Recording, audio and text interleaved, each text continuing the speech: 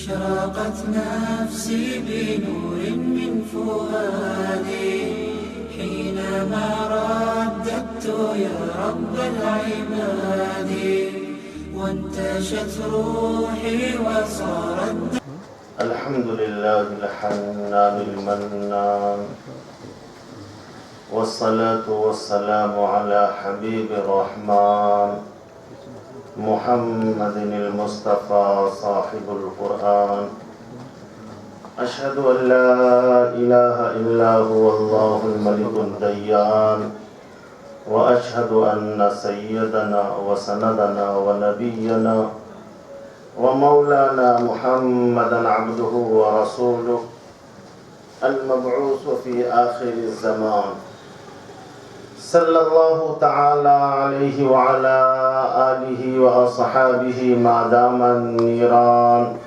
أما بعد فأعوذ بالله من الشيطان الرجيم بسم الله الرحمن الرحيم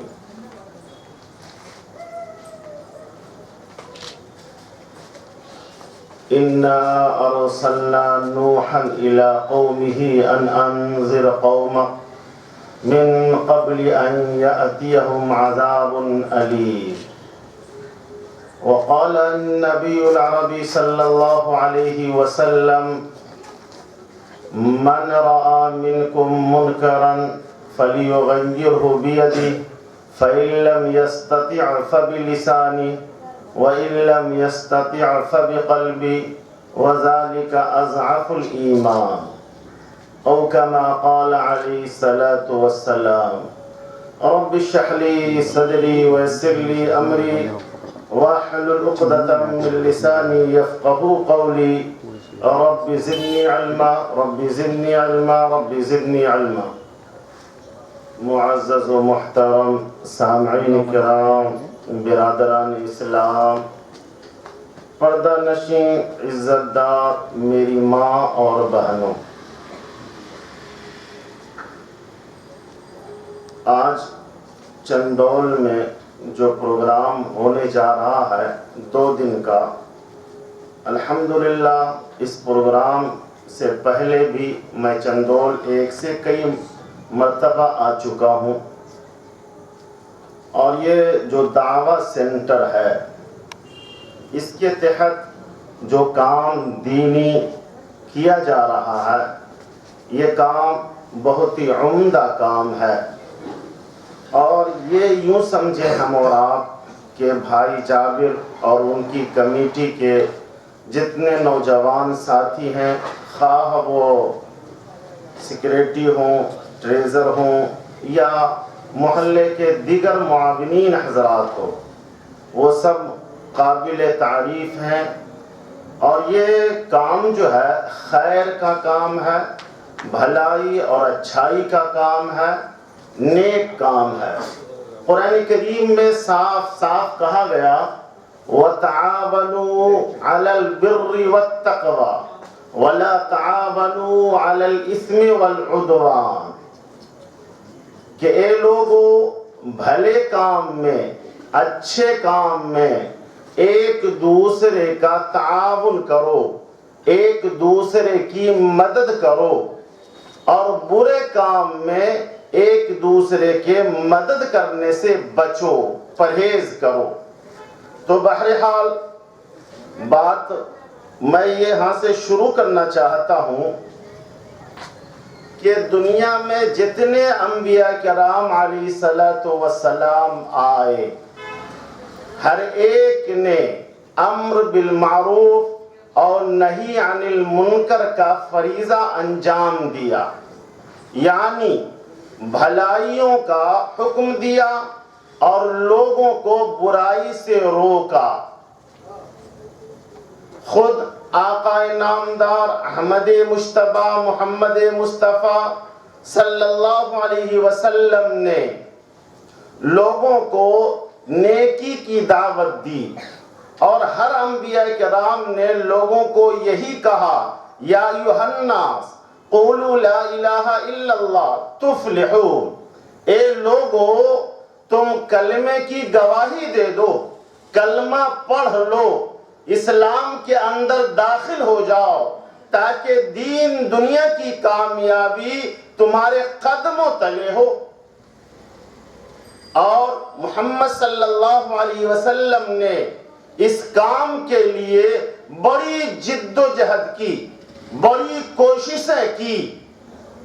تاریخ گواہ ہے، آپ نے طائف کا سفر کیا۔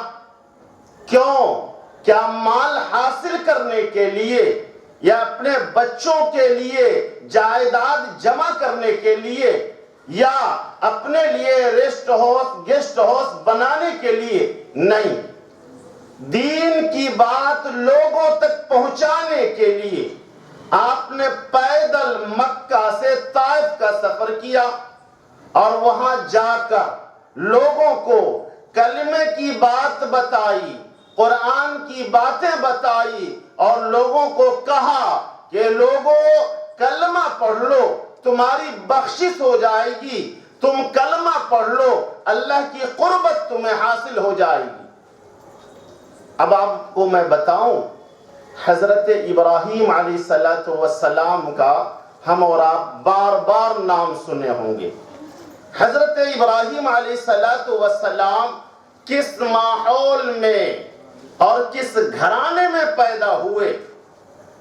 حضرت ابراہیم علیہ السلام اس ماحول میں پیدا ہوئے، اس گھر میں پیدا ہوئے جہاں دیوی دیوتاؤں کی پوجا کی جاتی تھی، اور اس ماحول میں اللہ تبارک تعالیٰ نے آپ کو دین کے لیے چنا، اور چن کر حضرت ابراہیم نے اپنے والد کو ہر طرح سے دین کی باتیں سمجھانے کی کوشش کی اور دین ان کے دلوں تک پہنچانے کی کوشش کی۔ قرآن اس کی شہادت دیتا ہے، قرآن کہتا ہے وَلَقَدْ آتَيْنَا إِبْرَاهِيمَ رُشْدَهُ مِنْ قَبْلُ وَكُنَّا بِهِ عَالِمِينَ إِذْ قَالَ لِأَبِيهِ يَا أَبَتِ لِمَ تَعْبُدُ مَا لَا يَسْمَعُ وَلَا يُبْصِرُ وَلَا يُغْنِي عَنْكَ شَيْئًا۔ حضرت ابراہیم علیہ السلام نے اپنے والد محترم کو کہا کہ میرے والد، آپ جو ہے بتوں کی پوجا نہ کریں، کیونکہ یہ بت نہ ہی سن سکتا ہے، نہ ہی دیکھ سکتا ہے، اور آپ کو کچھ بھی فائدہ نہیں پہنچانے کا۔ تو میں یہ عرض کرنا چاہ رہا تھا، خاص طور پر جتنے انبیاء کرام، خواہ حضرت عیسیٰ علیہ السلام ہیں، حضرت موسیٰ علیہ السلام ہیں، حضرت ہود علیہ السلام ہیں، حضرت لوط علیہ السلام ہیں، حضرت صالح علیہ السلام ہیں، ساروں نے بھلائی کو لوگوں تک پہنچایا اور لوگوں کو برائی سے روکنے کی کوششیں کی۔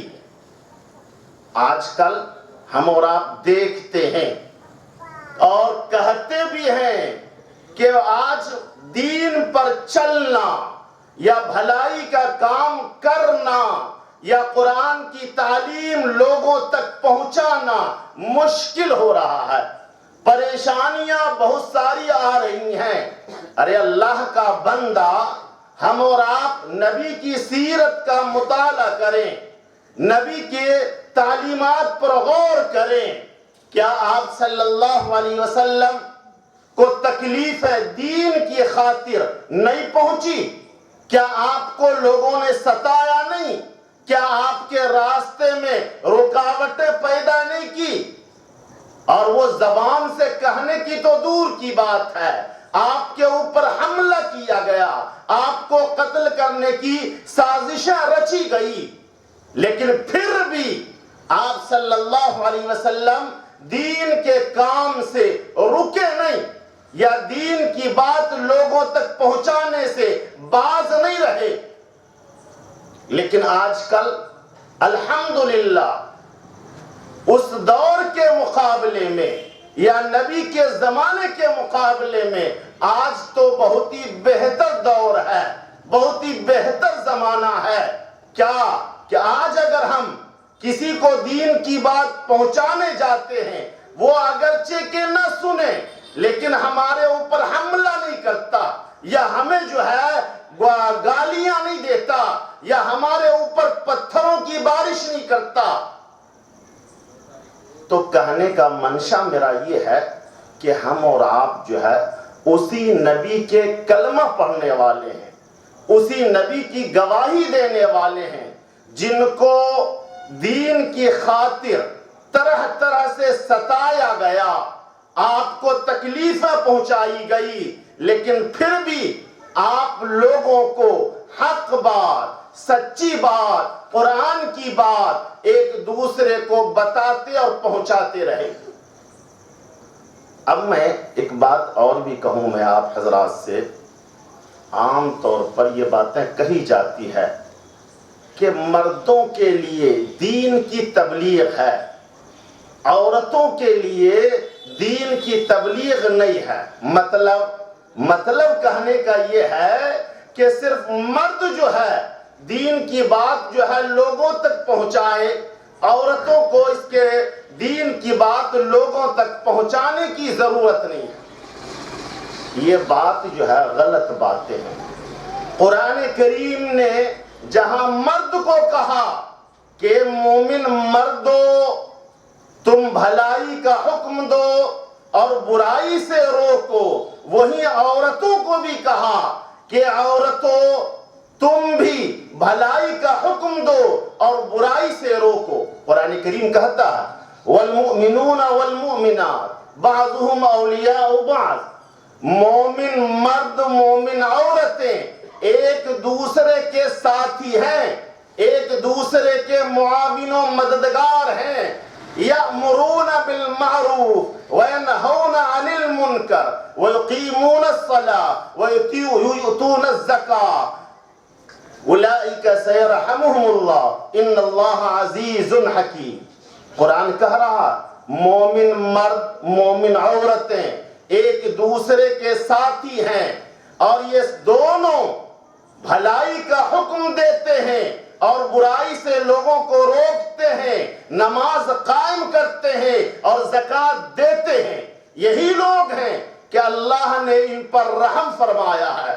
ان اللہ عزیز حکیم، بے شک اللہ غالب ہے اور حکمت والا ہے۔ اللہ کے رسول صلی اللہ علیہ وسلم نے فرمایا کہ ان عورتوں پر اللہ رحم فرمائے، ان عورتوں پر اللہ رحم فرمائے جو تہجد پڑھتی ہیں اور اپنے شوہروں کو تہجد کے لیے جگاتی ہے اور اٹھاتی ہیں۔ اللہ اکبر۔ اب آپ بتاؤ، اور وہ عورتیں جو عورتیں نیک ہوتی ہیں اور شوہروں کو نیک کام میں مدد کرتی ہیں، ایسی عورت کو اللہ کے رسول صلی اللہ علیہ وسلم نے کیا فرمایا؟ اے مومن مردو تم اس عورت کے لیے دعا کرو جو عورت تمہارے دین کی بات پہنچانے میں مددگار ہو۔ کیا ہو؟ مددگار ہو۔ اور اللہ کے رسول صلی اللہ علیہ وسلم نے تو یہاں تک کہ کہا، کیا کہا؟ کہ 4 چیزیں جس بندے کو مل جائے، 4 چیزیں جس بندے کو حاصل ہو جائے وہ دنیا کا خوش نصیب بندہ ہے، یا دنیا کا وہ بہت ہی سعادت مند بندہ ہے۔ وہ 4 چیزیں کیا کیا ہیں؟ نمبر 1، نیک بیوی۔ کون سی بیوی؟ نیک۔ ربنا هب لنا من ازواجنا وذرياتنا قرة اعین واجعلنا للمتقین اماما۔ اے میرے پالنہار، اے میرے پروردگار، ہمیں ایسی بیوی، ایسی اولاد نصیب فرما جو ہمارے لیے آنکھوں کی ٹھنڈک ہو۔ کیا ہو؟ اولاد بھی ایسی ہو جس کو دیکھیں تو ہمیں آنکھ کو راحت محسوس ہو، آنکھ کو ٹھنڈک ہو، اور ایسی بیوی نصیب فرما جو ہمارے لیے آنکھوں کا ٹھنڈک ہو۔ وَجْعَلْنَا لِلْمُتَّقِينَ إِمَامًا، اور ہماری کو ایسی اولاد نصیب فرما جو متقیوں کا امام و پیشوا ہو۔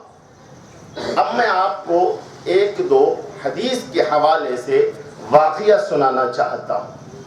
آپ اندازہ کریں گے کہ عورتوں کی دین کی خاطر کیسی کیسی قربانی ہے.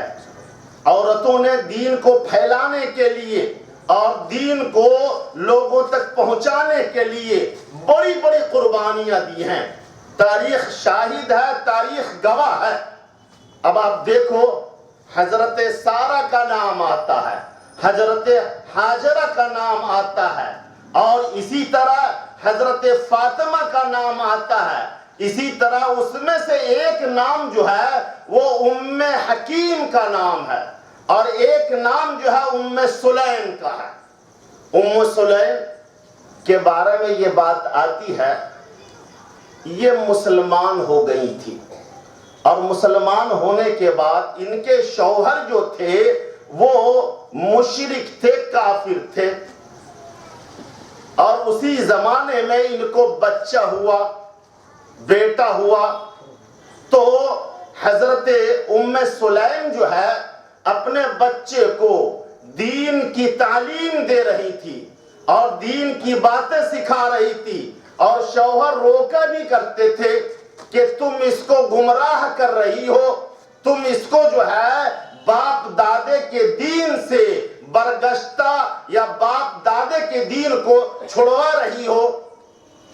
شوہر ڈانٹا کرتے تھے، لیکن حضرت ام سلیم کی حکمت، دانائی، ہوشیاری، سمجھ بوجھ کی وجہ سے وہ اپنے بیٹے کو دین کی تعلیم دیتی رہیں، یہاں تک کہ ایسی دین کی تعلیم دی کہ آپ صلی اللہ علیہ وسلم کے خادم بن گئے ان کے بچے، جس کا نام کیا ہے؟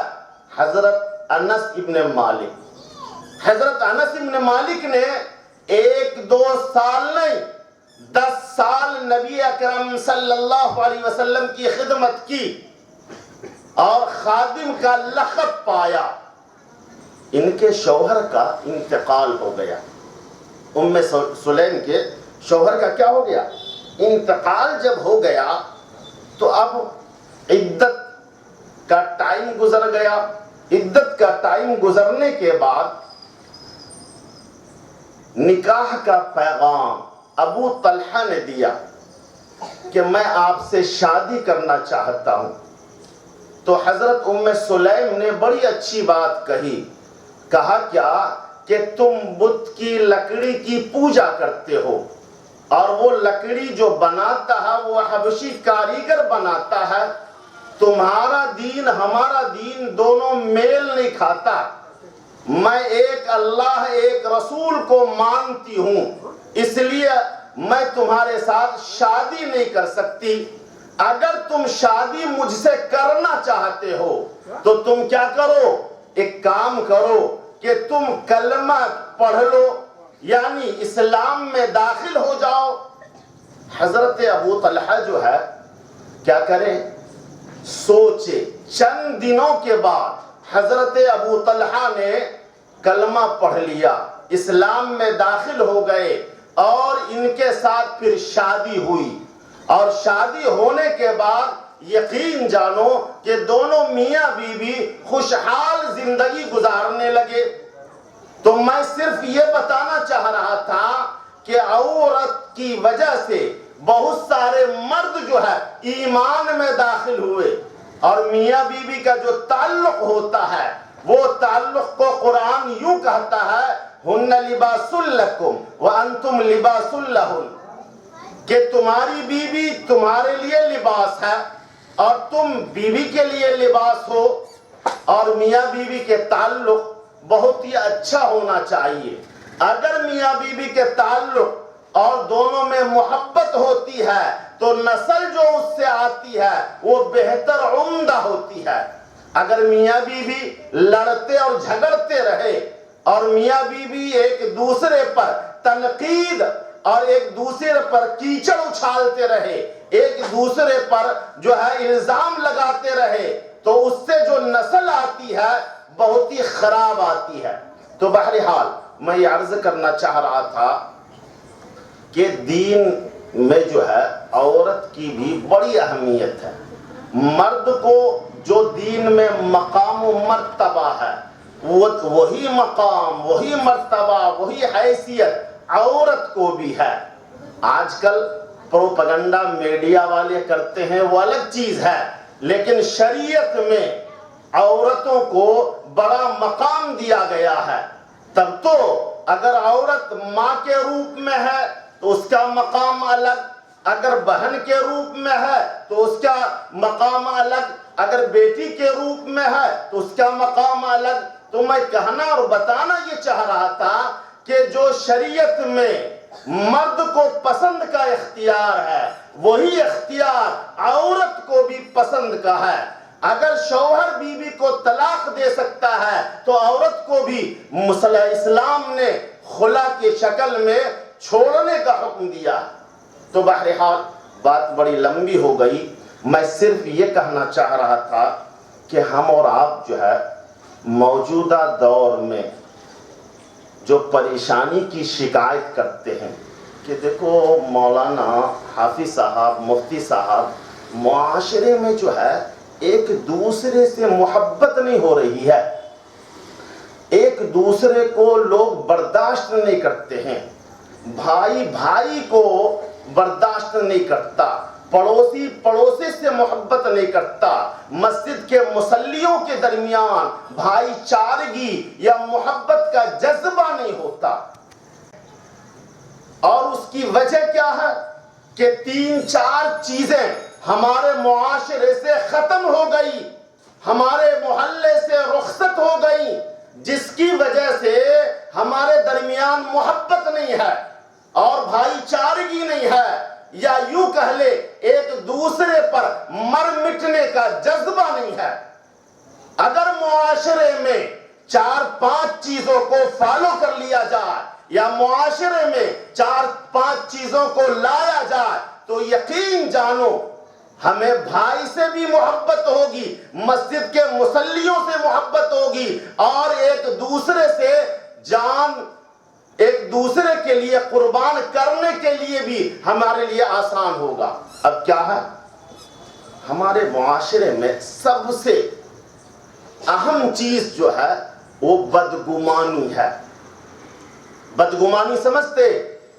ہمیں جو ہے کسی کے بارے میں پتہ نہیں ہوتا کہ وہ کیا کرتا ہے، وہ کہاں پیدا ہوا ہے، اس کا کاروبار کیا ہے، اس کے ساتھ کیسے لوگوں کے ربط ضبط ہیں، لیکن اس کی ہم نے گاڑی اچھی دیکھی اور بڑی ہم نے بلڈنگیں دیکھی اور اس کے پاس جو ہے دنیا کی ہر طرح کی ساز و سامان دیکھے تو ہم اس سے بدگمان ہو جاتے ہیں اور یہ کہنے لگتے ہیں کہ یہ بندہ جو ہے حرام کام کرتا ہے، اس کے پاس جو ہے حرام طریقے سے دولت آ رہی ہے، جس کی وجہ سے اس کے گھر اچھے ہیں، اس کی بلڈنگ اچھی ہے، اس لیے جو ہے اس کے اندر جو ہے دنیا کے ساز و سامان ڈھیر سارے۔ ارے اللہ کا بندہ، قرآن کریم جو ہے بدگمانی کے بارے میں کیا کہتا ہے معلوم ہے؟ یا ایھا الذین آمنوا اجتنبوا کثیرا من الظن، اے ایمان والو گمان سے، برے گمان سے بچو۔ برے گمان سے کیا کرو؟ بچو۔ کیوں بچو؟ ان بعض الظن اسم، بے شک برا گمان اور بدگمانی جو ہے گناہ ہے، گناہ۔ اب آپ بتاؤ، اگر شریعت مطہرہ یا شریعت ہماری بدگمانی پر فیصلہ سنا دے تو ہمارے اور آپ کے لیے دنیا میں زندگی گزارنا دو بھر اور اجیرن ہو جائے۔ کیسے؟ ہمارے معاشرے میں ایک بات پھیلی ہوئی ہے۔ کیا پھیلی ہوئی ہے؟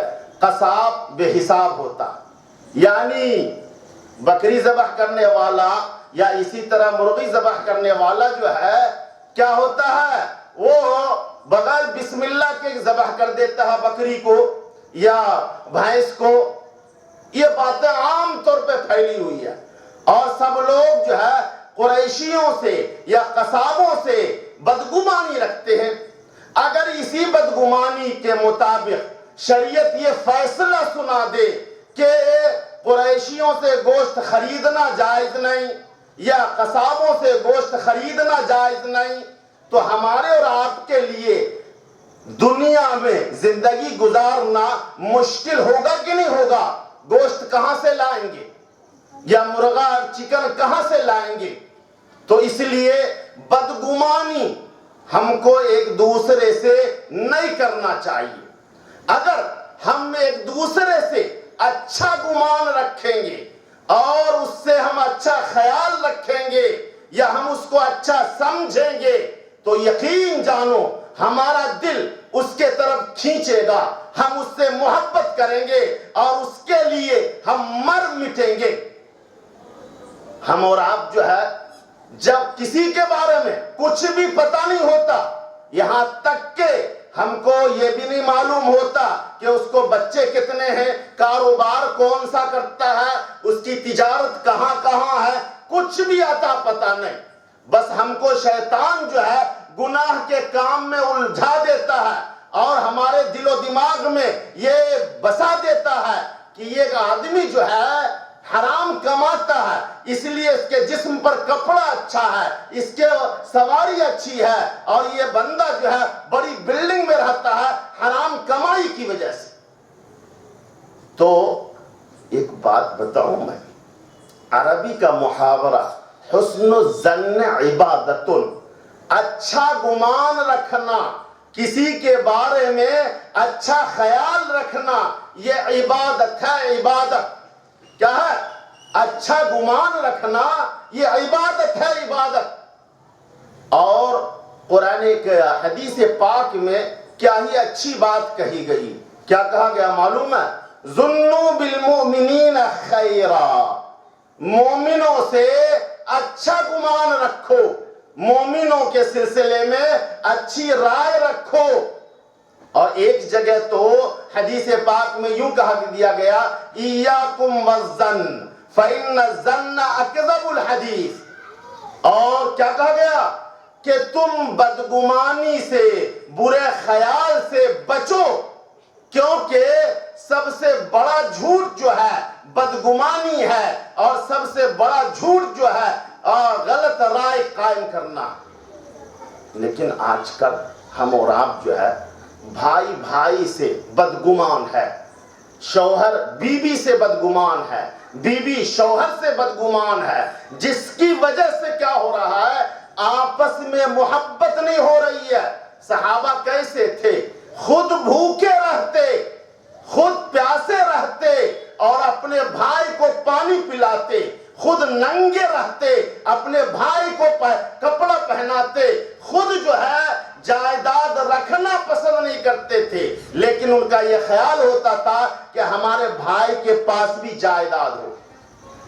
تو بہرحال میں یہ عرض کرنا چاہ رہا تھا کہ ہمارے معاشرے میں بدگمانی بہت زیادہ آ رہی ہیں، جس کی وجہ سے ہم ایک دوسرے سے محبت نہیں کرتے۔ نمبر ایک، بدگمانی کو ہم اپنے درمیان سے یا دل و دماغ سے نکال دیں۔ بدگمانی قرآن کریم کیا ہم دنیا میں بھی دیکھتے ہیں کہ جب تک کسی کے بارے میں مکمل پتہ نہ ہو یا مکمل معلومات نہ ہو، اس وقت تک بدگمان نہ ہوں یا اپنی زبان نہ کھولیں۔ قرآن کریم کیا کہتا؟ یا ایھا الذین آمنوا ان جاءکم فاسق بنبأ فتبینوا، اے ایمان والو اگر تمہارے پاس کوئی خبر آئے تو اس کی تحقیق کرو۔ کیا کرو؟ تحقیق کرو، پھر اپنی رائے اس کے سلسلے میں دو۔ لیکن آج کل کیا ہو رہا؟ شیطان ہمارے پیچھے پڑا ہوا ہے اور ہمارے جسم میں جیسے خون دوڑتا نا، ایسے ہی شیطان ہمارے جسم میں دوڑتا ہے۔ اور قرآن کریم تو کہتا نا ان شیطان لکم عدو مبین، شیطان جو ہے تمہارا کھلا ہوا دشمن ہے۔ تو بہرحال ہم اور آپ جو ہے اب تک جو کرے وہ کرے، چھوڑو، پاسٹ در پاسٹ، مزہ ما مزہ، اب جو ہے آئندہ یہ ہم عزم مصمم کریں، پختہ ارادہ کریں کہ آئندہ سے میں کسی کے بارے میں بدگمانی نہیں رکھوں گا اور اچھا گمان رکھوں گا۔ نمبر 1۔ نمبر 2، قرآن کریم میں جو بات کہی گئی وَلَا تَجَسَّسُوا، کیا مطلب؟ کہ تم ایک دوسرے کی جاسوسی اور ٹوہ میں نہ پڑو۔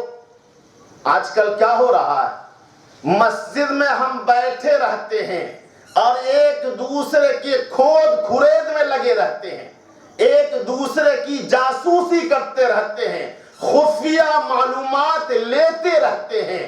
یہ چیزیں ٹھیک نہیں، خواہ مخواہ کی بات ہے۔ کسی کی پرسنل بات معلوم کر کے یا اس کی جاسوسی کر کے ہم کچھ حاصل نہیں کر سکتے ہیں، صرف کام کو خوش رکھ سکتے ہیں، اپنے آپ کو بڑا سمجھ سکتے ہیں۔ اس لیے معاشرے میں جاسوسی کی صفتیں یا جاسوسی زیادہ ہو گئی ہے، جس کی وجہ سے انسان جو ہے کیا ہو رہا، ایک دوسرے سے محبت نہیں کر رہا۔ ہاں، اگر جاسوسی کی شریعت اجازت دیتی ہے تو شوہر بیوی کی جاسوسی کرے، تاکہ شوہر جو ہے اپنی بیوی کو غلط راستے سے روک سکے۔ تو جاسوسی اگر کرنا ہے تو باپ جو ہے بیٹے کی جاسوسی کرے، تاکہ بچے کو دین پر ثابت رکھ سکے اور دین پر قائم رکھ سکے۔ اور اگر جاسوسی کرنا ہی ہے تو ٹیچر جو ہے اپنے شاگرد کی جاسوسی کرے، تاکہ شاگرد کی اصلاح ہو سکے۔ لیکن آج کل ہم کو جس کی جاسوسی کرنی چاہیے اس کی جاسوسی نہیں کرتے، یا جس کے ٹوہ میں لگنا چاہیے یا جس کا عطا پتہ لینا چاہیے اس کے بارے میں ہم لیتے نہیں، یا اس کی ٹوہ میں اس کی جاسوسی نہیں کرتے۔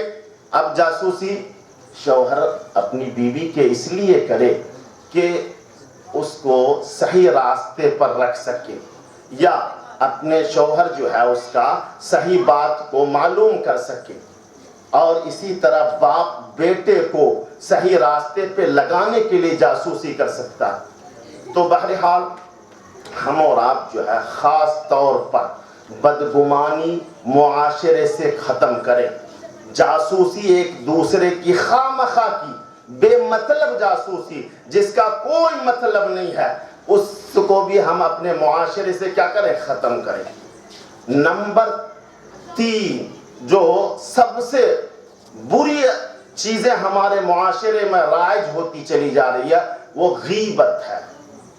قرآن کریم کہہ رہا وَلَا يَغْتَبْ بَعْضُكُمْ بَعْضًا أَيُحِبُّ أَحَدُكُمْ أَن يَأْكُلَ لَحْمَ أَخِيهِ مَيْتًا فَكَرِهْتُمُوهُ وَاتَّقُوا اللَّهَ إِنَّ اللَّهَ تَوَّابٌ رَحِيمٌ، کہ تم ایک دوسرے کی غیبت نہ کرو۔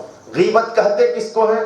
کسی کے پیٹھ کے پیچھے اس کی برائی کرنا، یہ بہت بری عادتیں ہیں، اور محققین کا، مورخین کا اس بات پر اتفاق ہے جو نکما ہوتا ہے، جو بزدل ہوتا ہے، جس کے اندر کچھ صلاحیت نہیں ہوتی ہے، وہ ایک دوسرے کی غیبتیں کرتا ہے۔ بات سمجھ رہے؟ ارے مرد جو ہوتا ہے وہ فیس ٹو فیس باتیں کرتا ہے، جو عورتوں والی صفت رکھتا ہے وہ جو ہے غیبتیں کرتا ہے، جو پیٹھ کے پیچھے بولتا ہے۔ اور غیبت کے سلسلے میں قرآن کریم کیا کہتا ہے کہ اگر کوئی شخص غیبت کرتا ہے تو وہ اپنے مردار بھائی کا گوشت کھاتا ہے۔ کیا کھاتا ہے؟ اپنے مردار بھائی کا گوشت کھاتا ہے۔ اور حدیث پاک میں صاف صاف کہا گیا، کیا کہا گیا؟ الغیبت اشد من الزنا، غیبت جو ہے زنا سے بھی بڑھ کر ہے گناہ کے اعتبار سے، یعنی غیبت کا گناہ جو ہے زنا سے بھی بڑھ کے ہے۔ لیکن آج کل ہم معاشرے میں شراب پینے کو گناہ سمجھتے ہیں، یا اسی طرح جو ہے غلط کام کرنے کو گناہ سمجھتے ہیں، لیکن غیبت کرنے کو ہم معاشرے میں گناہ نہیں سمجھتے۔ غیبت کرتے ہیں، غیبت کرنے والوں کی غیبت سنتے ہیں اور غیبت کی مجلس میں جاتے ہیں، یہ چیزیں ٹھیک نہیں۔ جس کی وجہ سے کیا ہو رہا معلوم ہے کہ ہم ایک دوسرے کی غیبت کرتے سنتے ہیں، تو اس سے کیا ہو رہا کہ لوگوں کے سلسلے میں ہمارے دلوں میں برائیاں پیدا ہو رہی ہیں، تو اب محبت کا جذبہ کہاں سے آئے گا، یا ایک دوسرے پر قربان ہونے کا جذبہ کہاں سے پیدا ہوگا؟ تو اس لیے ہم اور آپ جو ہے اپنے معاشرے کو پاک کس سے کریں؟ ایک تو بدگمانی سے، نمبر 2 جاسوسی سے، نمبر 3 غیبت کرنے سے، نمبر 4 بہتان۔ آج کل کیا ہو رہا معلوم ہے؟ ہم کو اور آپ کو یہ عادت سی بن گئی ہے، کسی سے اختلاف ہو جاتا ہے یا کسی سے ہمارا مزاج نہیں ملتا ہے یا کسی سے تھوڑی بہت انبن ہو جاتی ہے، تو ہم اور آپ جو ہے اس کے سلسلے میں کیا بری باتوں کو پھیلانے لگتے ہیں، الزام لگانے لگتے ہیں، بہتان لگانے لگتے ہیں۔ ارے اللہ کا بندہ، قرآن کے میں صاف صاف کہا گیا ہے کہ اگر کوئی کسی پر الزام لگاتا ہے، بہتان لگاتا ہے، تو ایسے لوگوں کو 80 کوڑے مارے جائیں۔ کتنے کوڑے؟ فَجْلِدُوا 80 جلدہ وَلَا تَقْبَلُوا لَهُمْ شَهَادَةً أَبَدًا وَأُولَئِكَ هُمُ الْفَاسِقُونَ کہ وَالَّذِينَ يَرْمُونَ الْمُحْصَنَاتِ ثُمَّ لَمْ يَأْتُوا بِأَرْبَعَةِ شُهَدَاءَ فَاجْلِدُوهُمْ 80 جلدہ وَلَا تَقْبَلُوا لَهُمْ شَهَادَةً أَبَدًا وَأُولَئِكَ هُمُ الْفَاسِقُونَ۔ جو لوگ پاک دامن عورتوں پر تہمت لگاتے ہیں یا الزام لگاتے ہیں اور پھر 4 گواہوں کو پیش نہیں کرتے، تو ایسے لوگوں کو جو الزام اور بہتان لگاتے ہیں 80 کوڑے مارو۔ کتنے؟ 80 کوڑے مارو۔ وَلَا تَقْبَلُوا لَهُمْ شَهَادَةً أَبَدًا، اور ایسے لوگوں کی کبھی بھی گواہی معتبر نہیں ہوگی یا کبھی اس سے گواہی قبول نہیں کی جائے گی، اور ایسے لوگ جو ہے فاسق ہوتے ہیں، کمینے ہوتے ہیں۔ تو ہمارے معاشرے میں اختلاف ہوگا، کسی سے دشمنی ہوگی یا کسی سے لڑائی جھگڑے ہوں گے، لیکن ہم کو اور آپ کو چاہیے کیا کہ ہم اور آپ جو ہے دشمنی میں حد کو پار نہ کر جائیں، یا دشمنی میں ہم غلط چیزوں کا سہارا نہ لیں۔ دشمنی ہو گئی، اختلاف ہو گیا، اب اس کے اوپر الزام کی بارش کر دے رہے ہیں، اس کے اوپر جو ہے بہتان کی بارش کر دے رہے ہیں۔ اللہ تو ہر جگہ ہے کہ نہیں ہے؟ اللہ ہر جگہ ہے، اور قرآن کریم کیا کہتا؟ یعلم ما یسرون وما یعلنون۔ اللہ تمہاری ان باتوں کو بھی جانتا ہے جو تم کیا علی اعلان کہتے ہو، اور ان باتوں کو بھی جانتا ہے جس کو تم چھپاتے ہو۔ الم یعلم بان اللہ یرا، کیا اللہ نہیں جانتا ہے؟ کیا اللہ نہیں دیکھ رہا ہے؟ تو بہرحال میں یہ کہنا اور بتانا یہ چاہ رہا تھا کہ ہم اپنے معاشرے کو بدگمانی سے پاک رکھیں، اپنے دل کو بدگمانی سے، جاسوسی سے، غیبت سے، الزام سے پاک رکھیں۔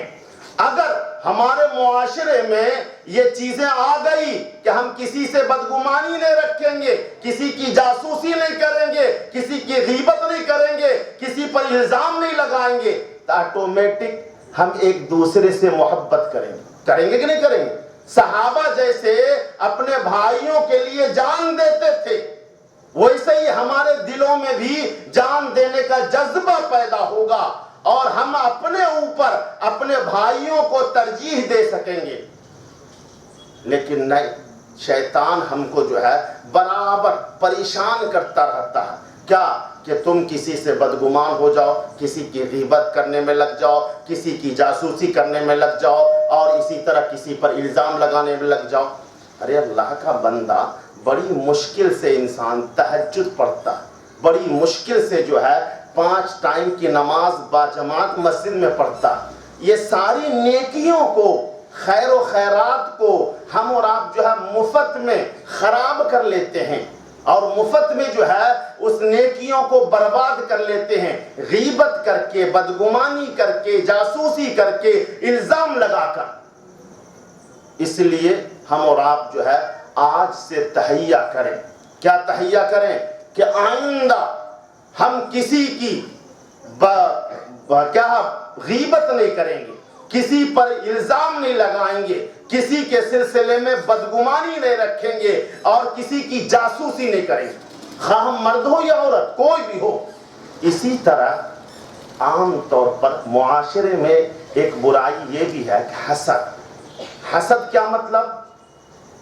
کسی کو اللہ نے نعمتیں دی ہیں، کسی کو اللہ نے دولتیں دی ہے، اللہ نے کسی کو عہدہ دیا ہے، تو اب ہم اس کے عہدے سے جلتے کڑھتے رہتے ہیں اور ہماری سوچ یہ ہوتی ہے کہ اس سے وہ عہدہ، وہ نعمت، وہ دولت چھن جائے، خواہ ہمیں ملے یا نہ ملے۔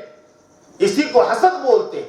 اور حسد کے سلسلے میں قرآن کیا کہتا ہے، جس کو ہم اور آپ روزانہ پڑھتے ہوں گے، کیا؟ وَمِن شَرِّ حَاسِدٍ إِذَا حَسَدَ، کہ اللہ ہمیں حاسد کی حسد سے پناہ میں رکھ۔ لیکن آج کل کیا ہو گیا؟ خاص ہو یا عام، یا ہمارا گھر کی محفل ہو یا باہر کی محفل ہو، حسد بہت زیادہ ہو گیا۔ بھائی بھائی سے حسد کرنے لگا، یہاں تک کہ رشتہ دار سے حسد کرنے لگا، محلے والے ایک دوسرے سے حسد کرنے لگے، پڑوسی اپنے پڑوسی سے حسد کرنے لگا، جس کی وجہ سے کیا ہو رہا؟ آپس میں محبت نہیں ہے۔ تو اس لیے حاسد کے سلسلے میں حسد کرنے والے کے بارے میں کہا گیا الحاسد محروم، حسد کرنے والا جو ہوتا ہے ہمیشہ اس کے ہاتھ ناکامی لگتی ہے یا خیر سے ہمیشہ محروم رہتا ہے۔ حدیث پاک میں حسد کی کیسی مذمت بیان کی گئی ہے، آپ سنیں گے تو اپنی انگلی کو دانتوں سے کاٹیں گے۔ حسد کے بارے میں حدیث پاک میں کہا گیا ایاکم والحسد فإن الحسد یأکل الحسنات کما تأکل النار الحطب، اے لوگو کیا کرو؟ حسد سے اپنے آپ کو بچاؤ۔ حسد سے کیا کرو؟ ایک دوسرے سے جلنے سے بچو۔ خامخواہ کی باتیں ہیں، ایاکم والحسد، حسد سے بچو۔ کیوں بچو؟ اس لیے کہ حسد جو ہے نیکیوں کو کھا جاتی ہے، تمہاری نیکیوں کو کھا جاتی ہے، جیسا کہ آگ لکڑی کو کھا جاتی ہے۔ اللہ اکبر۔ اب آپ بتاؤ، ہم بڑی مشقت سے رات میں جگ کر اپنے نام اعمال میں نیکی لکھواتے ہیں یا نیکی کرتے ہیں، لیکن ایک حسد کی وجہ سے ہماری ساری نیکی جو ہے برباد ہو جاتی ہیں۔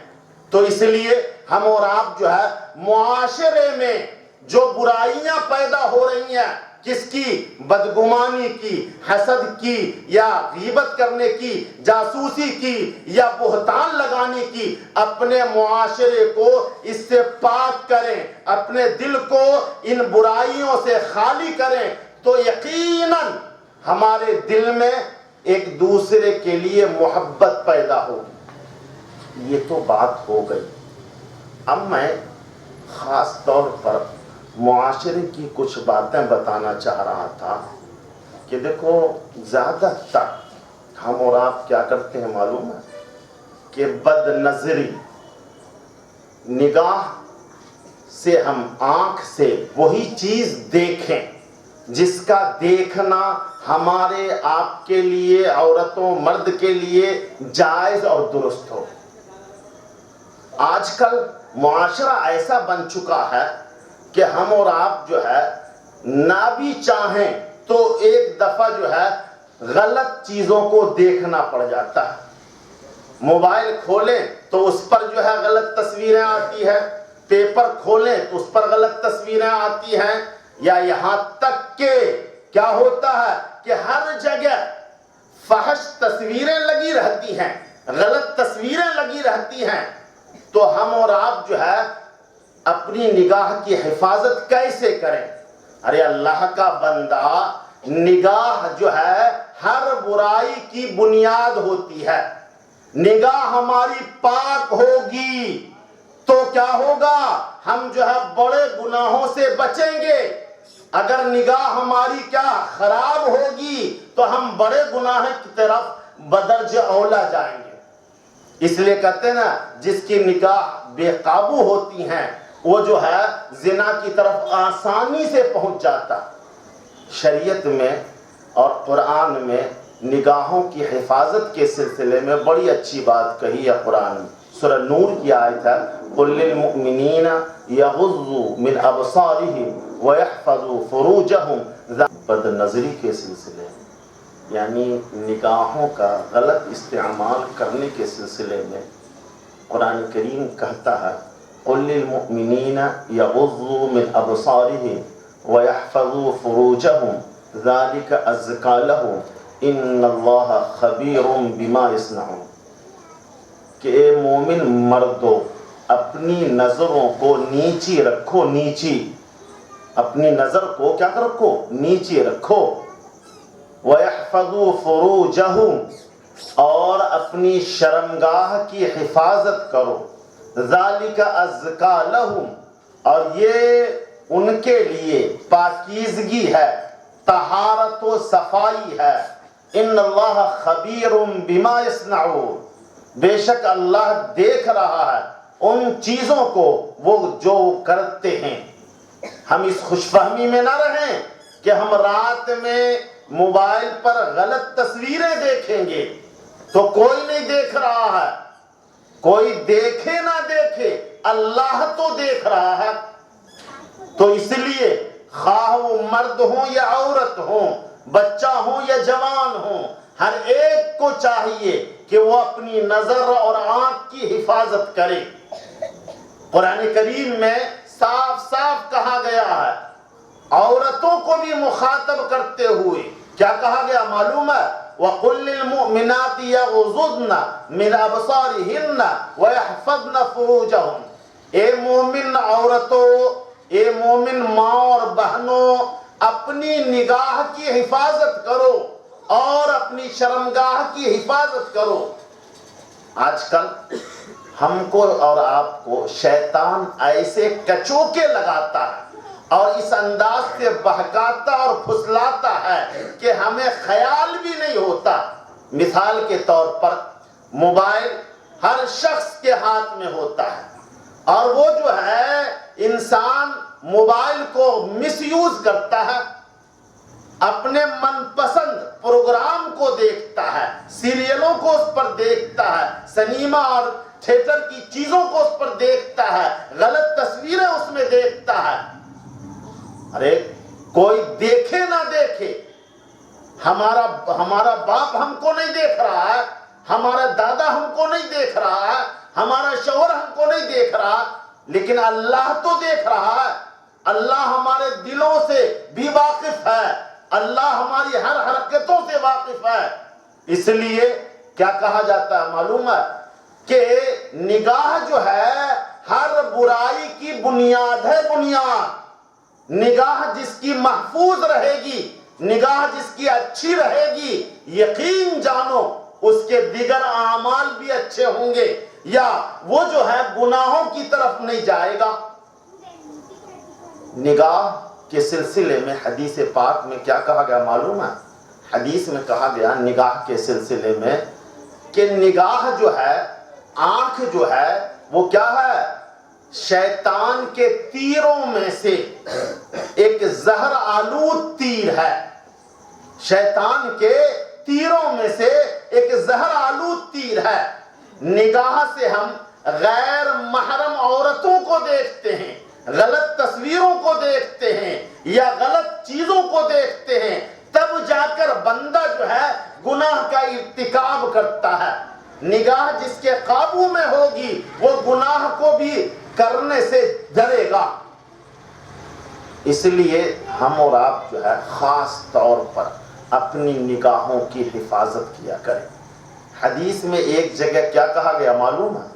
لعن اللہ الناظر والمنظور الیہ. کیا مطلب؟ اللہ لعنت برساتا ہے اس بندے پر جو بد نظری کرتا ہے، یا اس عورت پر اللہ کی لعنت پھٹکار برستی ہے جو غلط چیزوں کو دیکھتی ہے. اس لیے ہم اور آپ جو ہے اپنی آنکھوں کی حفاظت کریں، اپنی آنکھوں سے بیت اللہ کو دیکھیں، قرآن کو دیکھیں، ماں باپ کو دیکھیں، یا جس کو دیکھنا ہمارے آپ کے لیے جائز و درست ہے۔ بہرحال نگاہ قابو میں ہوتی ہیں یا نگاہ پر انسان کو کنٹرول ہوتا ہے تو وہ زنا کی طرف نہیں جاتا۔ اس لیے کہتے نا، نہ رہے بانس نہ بجے بانسری۔ مطلب یہ ہوا کہ نگاہ کنٹرول میں ہوگا تو ہم اور آپ جو ہے گناہ کی طرف نہیں جائیں گے، یہ زنا کی طرف۔ آج کل دیکھ رہے ہو کیا ہو جا رہا معلوم ہے کہ ہم اور آپ مارکیٹ میں ہو، دفتر و آفس میں ہوں، یا کھیت کھلیان میں ہوں، یا روڈ پر چل رہے ہوں، کہ آج کل جو ہے ہم اور آپ جو ہے کبھی دائیں دیکھتے کبھی بائیں دیکھتے، کبھی آگے دیکھتے کبھی پیچھے دیکھتے۔ ارے اللہ کا بندہ، روڈ پہ چل رہے ہیں تو ہم روڈ کو دیکھیں، ہم ادھر ادھر جو ہے اجنبی عورتوں کو نہ دیکھیں، یا غلط تصویریں لگی ہوئی ہے اس کو نہ دیکھیں، یا ناجائز مقام پر ہماری نظر نہ پڑے۔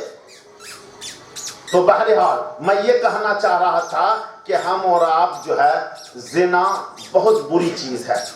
زنا کے سلسلے میں قرآن کیا کہتا ہے وہ ذرا آپ سنو۔ زنا کے بارے میں یہ کہتا ہے قرآن، وَلَا تَقْرَبُوا الزِّنَا إِنَّهُ كَانَ فَاحِشَةً وَسَاءَ سَبِيلًا۔ تم زنا کے قریب بھی نہ جاؤ۔ زنا کرنا تو دور کی بات ہے، زنا کا ارتکاب کرنا تو دور کی بات ہے، زنا کے قریب بھی نہ جاؤ۔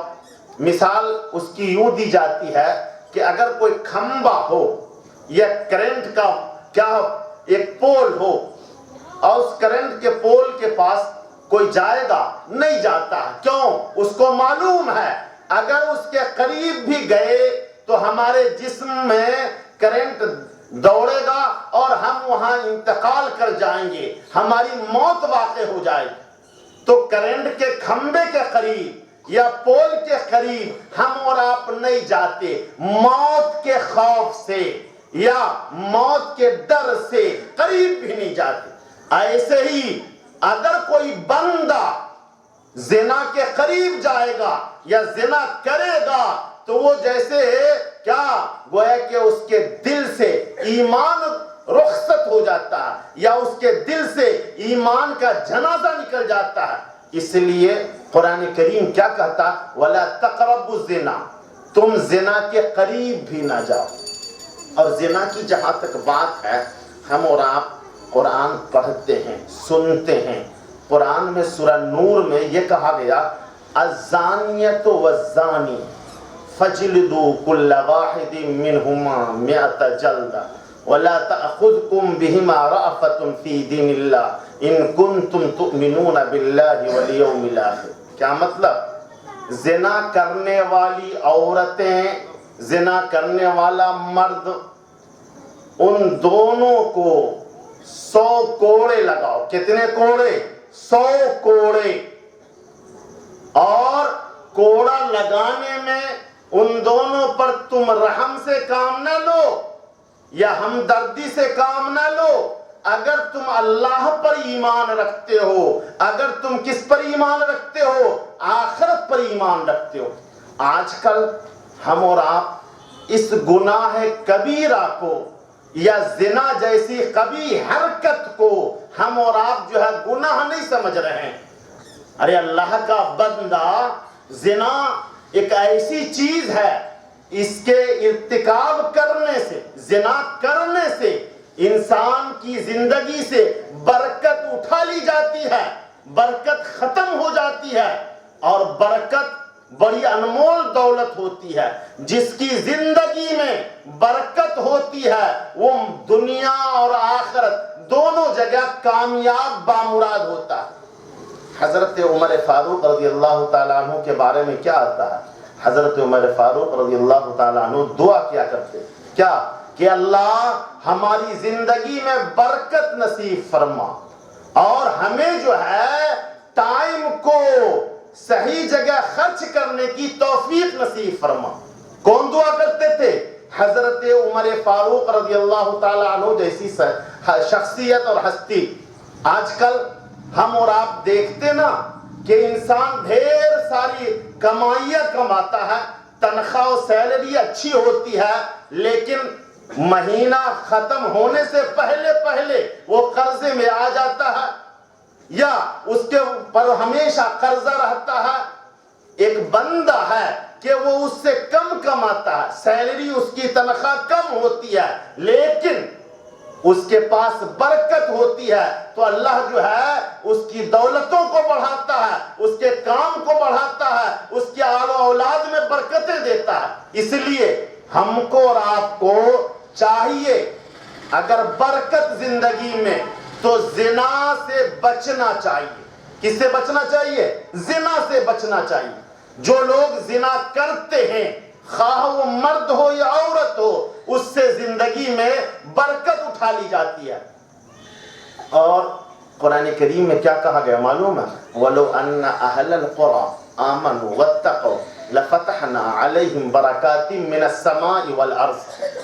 اگر بستی والے ایمان لے آئیں اور پرہیزگاری پاکیزگی اختیار کریں تو اللہ تبارک تعالیٰ آسمان سے برکت کے دروازے کھول دیتے۔ اب ہم اور آپ سوچیں، یہ آیت ہمیں بشارت دے رہی ہے کہ اگر ہم برکت کا دروازہ اپنے لیے کھولنا چاہتے ہیں، زندگی میں برکت لانا چاہتے ہیں، اور ہم آل و اولاد اور جائیداد میں برکت چاہتے ہیں، تو ہمیں زنا سے بچنا چاہیے۔ اور کہتے ایک بات اور بھی ہے کہ حدیث پاک میں صاف صاف کہا گیا، صاف صاف کیا کہا گیا معلوم ہے؟ کہ جو بندہ اور بندی، عورت اور مرد زنا کرتا نا، تو اس کے سلسلے میں یہ کہا گیا کہ زنا کرتے وقت اس کے دل سے ایمان نکال لیا جاتا۔ اللہ اکبر، نعوذ باللہ من ذالک۔ اب آپ بتاؤ، اگر خدا نہ خواستہ بوقت زنا موت آ جائے تو گویا کہ اس کی موت کفر پر آئے گی نا، اور وہ جو ہے غیر مسلمان ہو کر انتقال کرے گا کہ نہیں کرے گا۔ اس لیے ہمیشہ کیا ہے، زنا سے بچنا چاہیے۔ حلال راستے بہت سارے ہیں، ہم چاہیں تو اس پر چلنا، تھوڑی سی دشواریاں ہوتی ہے، مشکلیں پیش آتی ہیں، لیکن ہمیشہ کی کامیابی ہمارے قدموں تلے رہتی ہے۔ اور معلوم ہے زنا جب عام ہو جائے اور سود جب عام ہو جائے تو کیا آتا معلوم ہے؟ قحط سالی آتی ہے۔ حدیث پاک کا جملہ ہے کہ جب معاشرے میں زنا وغیرہ عام ہو جائے تو کیا ہوتا ہے؟ قحط سالی۔ قحط سالی بولے تو بارش نہیں ہوتی ہے، غلے کم ہوتے ہیں یا غلے ہوتے ہی نہیں، جانور پیاسے مرتے ہیں، لوگ غلے کے لیے ترستے ہیں۔ آج کل دیکھ رہے ہو کیا ہو رہا ہے۔ تو بہرحال ہم اور آپ یہ پختہ ارادہ کر لیں کہ ہم اپنے کو پہلی فکر یہ ہو کہ ہم اپنے کو گناہ سے بچائیں گے، ہم اپنی بیوی کو، اپنی ماں بیٹی کو، اپنی اولاد کو گناہ کے کام سے بچائیں گے۔ ایک بات اب آپ کہو گے کہ مفتی صاحب اب تک ہماری زندگی جو ہے گناہوں میں چلتی آ رہی ہے، گناہوں کے سمندر میں ہم ڈوبے ہوئے ہیں۔ تو قرآن کریم ہم کو اور آپ کو کیا کہتا ہے؟ یا ایھا الناس توبوا الی اللہ جمیعا ایھا المؤمنون لعلکم تفلحون۔ یہ ایمان والو توبہ کرو، اے مومنو توبہ کرو تاکہ تم کو کامیاب ہو جاؤ۔ سچی پکی اگر ہم گناہوں سے توبہ کریں گے، اگرچہ کہ ہمارے گناہ سمندر کے برابر ہوں، جھاڑ کے پتے کے برابر ہو، پھر بھی اللہ غفور ہے، اللہ رحیم ہے، اللہ جو ہے ستار ہے، اللہ رحمان ہے، ہمارے گناہوں کو معاف کرے۔ اور حدیث میں تو صاف صاف کہہ دیا گیا ہے، کیا کہا گیا معلوم ہے؟ کہ التائب من الذنب کمن لا ذنب لہ۔ توبہ کرنے والا، گناہوں سے توبہ کرنے والا، گناہوں سے باز رہنے والا، گناہوں سے رکنے والا ایسا ہی ہے جیسا کہ اس نے گناہوں نہ کیا ہو، گناہ ہی نہ کیا ہو۔ اس کو ہم اور آپ اردو میں بولتے نا، کیا بولتے ہیں؟ صبح کا بھٹکا ہوا شام میں گھر واپس آ جائے تو اس کو بھٹکا ہوا نہیں کہتے. توبہ کی بڑی تفصیل ہے. بہرحال ہم اور آپ جو ہے اس نشست میں یہ دعا کریں. کیا دعا کریں؟ کہ اللہ اب تک ہم اپنی زندگی جو ہے گناہوں میں گزارتے رہیں، اب آئندہ میں سارے گناہوں سے توبہ کرتا ہوں اور ہماری توباؤں کو قبول فرما. بہرحال ایک بار اور میں یہ کہنا چاہ رہا تھا کہ دیکھیں اسلامک ریسرچ ایجوکیشنل سوسائٹی کا میں ممنون اور مشکور ہوں کہ مجھ جیسے حقیر اور چھوٹے بندے کو انہوں نے دعوت دی اور مجھ کو بولنے کا موقع دیا. بہرحال جابر بھائی کے دوست صادق اور ان کے جو کمیٹی کے جتنے ذمہ دار ہیں ان تمام لوگ جو ہے قابل مبارکباد ہیں کہ انہوں نے بڑی کوششوں سے بڑی محنتوں سے رات دن جگ کر اس پروگرام کو انجام تک پہنچانے کی کوششیں کی ہے. تو اللہ سے میں دعا گو ہوں کہ اللہ ان کی کوششوں کو دین دنیا میں برابر فرمائے اور یہ کوششوں کو اللہ ان کے لیے اور پورے محلے کے لیے بخشش اور نجات کا ذریعہ بنائے. آمین ثم آمین وآخر الدعوانا الحمدللہ.